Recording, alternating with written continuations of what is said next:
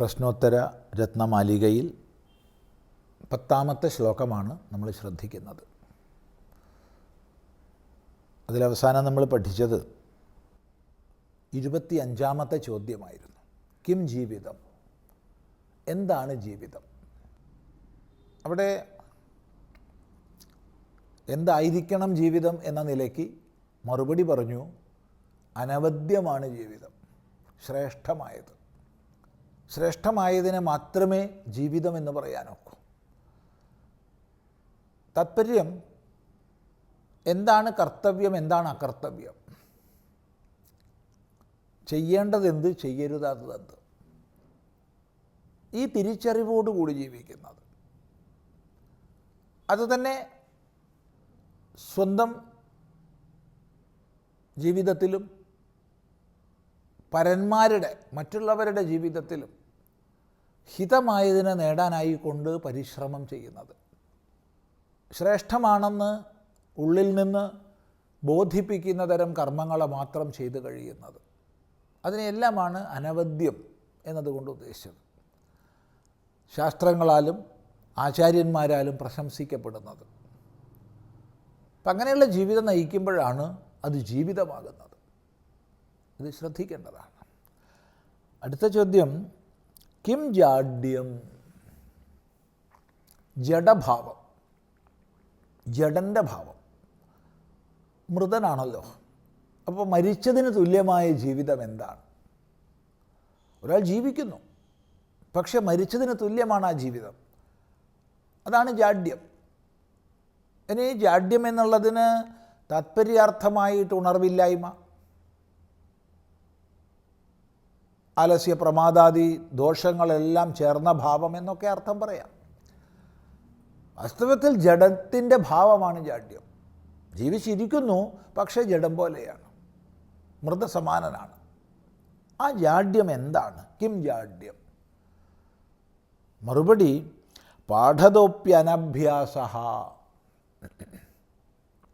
ശാസ്ത്രങ്ങളെ പഠിച്ചവനാണ്, പഠിക്കുന്നവനാണ്, പക്ഷേ അഭ്യാസം ചെയ്യുന്നില്ല. അതാണ് ജഡഭാവം. താത്പര്യം, നമ്മൾ ഏത് മേഖലയിൽ എന്ത് തന്നെ പഠിക്കുകയാണെങ്കിലും ആ പഠിക്കുന്നതിനെ അഭ്യസിച്ചുറപ്പിക്കണം. അഭ്യാസം എന്ന് പറഞ്ഞാൽ ആവർത്തിച്ചുള്ള പരിശ്രമമാണ്. ഇപ്പോൾ സ്വാധ്യായം ദൃഢമാകുന്നത് അഭ്യാസത്തിലൂടെയാണ്. അപ്പോൾ ഒരാൾ പഠിക്കുന്നു, ധർമ്മശാസ്ത്രങ്ങളെ പഠിക്കുന്നു, അതിലൂടെ ലക്ഷ്യമാർഗങ്ങളെക്കുറിച്ച് അയാൾ ബോധിക്കുന്നു. എങ്കിൽ തന്നെയും നിത്യവും അഭ്യാസം ചെയ്യുക എന്നുള്ളത് അവശ്യ കർത്തവ്യമാണ്. അപ്പോൾ പഠിച്ചിട്ടുണ്ടെങ്കിലും പഠിക്കുന്നുണ്ടെങ്കിലും അവശ്യ കർത്തവ്യമായ അഭ്യാസത്തെ ചെയ്യുന്നില്ലെങ്കിൽ അത് ജഡതുല്യമായ ജീവിതമാണ്. മനുഷ്യജീവിതത്തെ ശ്രേഷ്ഠമാക്കുന്നത് നിസ്സംശയം നമുക്ക് പറയാം ശാസ്ത്രബോധമാണ്, അറിവാണ്. അറിവ് ദൃഢമാകുന്നത് അഭ്യാസത്തിലൂടെയാണ്. അപ്പോൾ അറിയാനുള്ള സാഹചര്യങ്ങൾ ഉണ്ടായിട്ടും അഭ്യാസം ചെയ്യുന്നില്ലെങ്കിൽ അത് ജഡസമം തന്നെ. അതാണ് കിം ജാഡ്യം പാഠതോപ്യനഭ്യാസ കോ ജാഗർത്തി. അടുത്ത ചോദ്യം, കഹ ജാഗർത്തി? ആര് ഉണർന്നിരിക്കുന്നു? ആരാണ് ഉണർന്നിരിക്കുന്നത്? ഇപ്പം സാധാരണഗതിയിൽ ജാഗരിതാവസ്ഥയിലുള്ളവരൊക്കെ ഉണർന്നിരിക്കുന്നവരാണെന്നാണ് നമ്മൾ മറുപടി പറയുക. ജാഗരിതാവസ്ഥ എന്ന് പറഞ്ഞാൽ ഇന്ദ്രിയങ്ങളിലൂടെ വിഷയങ്ങളെ അറിയുന്ന അവസ്ഥയാണ്. ശബ്ദ സ്പർശ രൂപ രസഗന്ധാദി വിഷയങ്ങളെ അറിയുന്ന അവസ്ഥയാണ് ജാഗ്രത അവസ്ഥ. അപ്പോൾ ജാഗ്രത അവസ്ഥയിൽ ഇരിക്കുന്ന ആളാണ് ഉണർന്നിരിക്കുന്നത് എന്നാണ് നമ്മൾ സാമാന്യമായിട്ട് മനസ്സിലാക്കുക. എന്നാൽ ഇവിടെ പറയുന്നത് കോ ജാഗർത്തി? വിവേകി.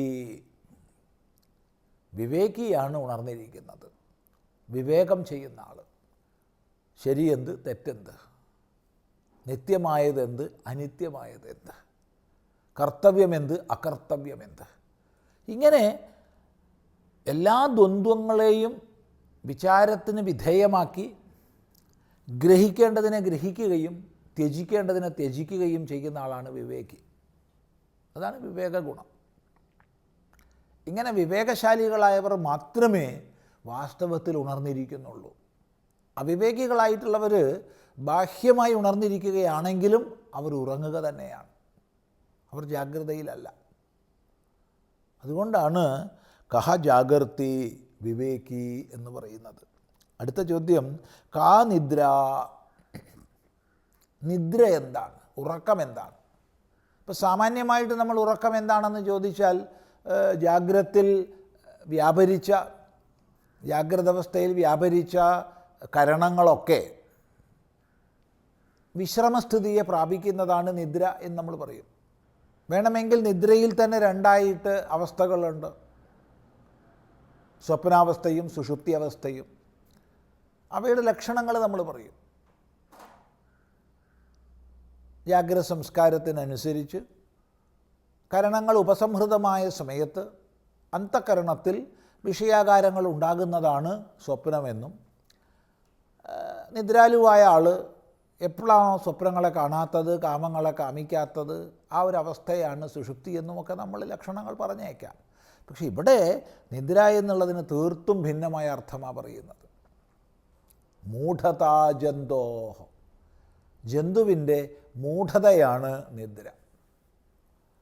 അജ്ഞാനമാണ്, അറിവില്ലായ്മയാണ് നിദ്ര.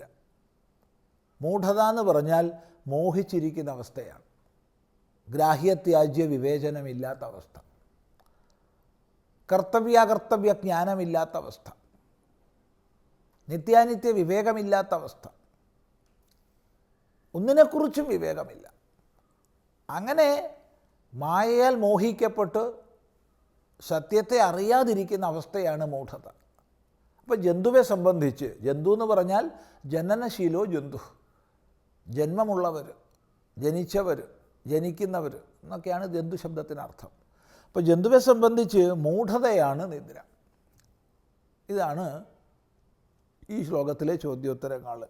ജാഡ്യം പാഠതഃ അപി അനഭ്യാസഃ, കഹ ജാഗർത്തി വിവേകി ജാഗർത്തി, കാ നിദ്ര ജന്തോഹോ മൂഢത നിദ്ര.